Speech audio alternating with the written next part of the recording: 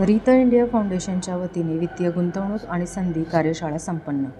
Rita India फाउंडेशनच्या वतीने वसंत पंचमी आणि छत्रपती शिवाजी महाराज यांच्या जयंतीचे औचित्य साधत अहमदनगर आणि पुण्यातील सुखसागर नगर मधील अनामप्रेम संस्थेतील अंध आणि दिव्यांग बांधव यांच्यासाठी वित्तीय गुंतवणूक आणि संधी या विषयावर एक दिवसीय कार्यशाळा आयोजित करण्यात आली.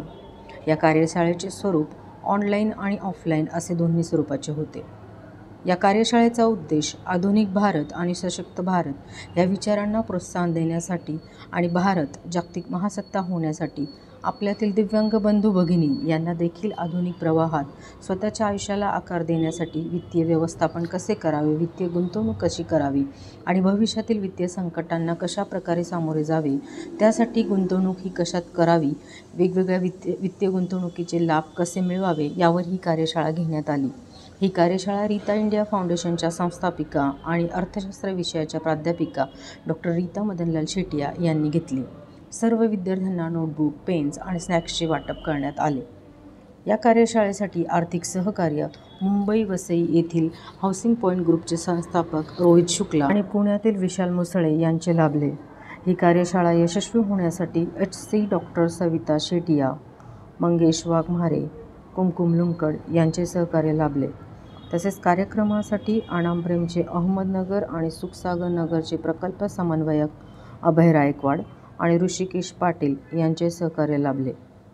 रोहित शुक्ला म्हणाले, रीता इंडिया फाउंडेशन करत असलेल्या कार्याला मी सलाम करतो. नमस्कार, मी शुभम वाघमारे, अनामप्रेमचा विद्यार्थी असून सध्या मॉडर्न कॉलेजमध्ये MA मराठीमध्ये शिकतोय. तर आज रीता मॅम इथे आल्या आणि त्यांनी फायनान्शियल इन्व्हेस्टमेंट अँड ऑपॉर्च्युनिटी यावरती लेक्चर दिलं. तर यामध्ये आपण पैशाची गुंतवणूक कशी करू शकतो आणि पुढे त्याचा बेनिफिट कसा मिळू शकतो याबद्दल सविस्तर माहिती दिली आणि या सगळ्या माहितीचा आमच्या सध्याच्या आयुष्यापासून भविष्यापर्यंत या सगळ्या गोष्टींचा खूप उपयोग होणार आहे. तसंच भविष्यात जर कधी बिझनेसची संधी मिळाली किंवा बिझनेसची गरज भासली तर देखील या इन्व्हेस्टमेंटचा आम्हाला उपयोग होऊ शकतो. थँक्यू. माझं नाव सागर. आज मॅडमांनी जे लेक्चर दिलं इकॉनॉमिक्सचं, त्यामध्ये फायनान्शियल इन्व्हेस्टमेंट ऑपॉर्च्युनिटी, त्यामध्ये त्यांनी कसं इन्व्हेस्ट केलं पाहिजे, कोणकोणत्या सेक्टरमध्ये इन्व्हेस्ट केलं पाहिजे, SIP, म्युच्युअल फंड्स या इतर वेगवेगळ्या शेअर्समध्ये म्हणजे कोणत्या पद्धतीने इन्व्हेस्ट केलं पाहिजे, म्हणजे सेविंग अकाउंटमध्ये किती इंटरेस्ट रेट मिळतो व अजून इतर वेगवेगळ्या गोष्टीबद्दल जे लेक्चर दिलं त्यावर आम्हाला वेगवेगळ्या भविष्यामध्ये काय काय प्रमाणात उपयोग होऊ शकतो. वेगवेगळ्या इन्व्हेस्टमेंट करायचे असेल कोणते शेअर्स वगैरे, त्यामध्ये जर इन्व्हेस्टमेंट जर करायचे असेल तर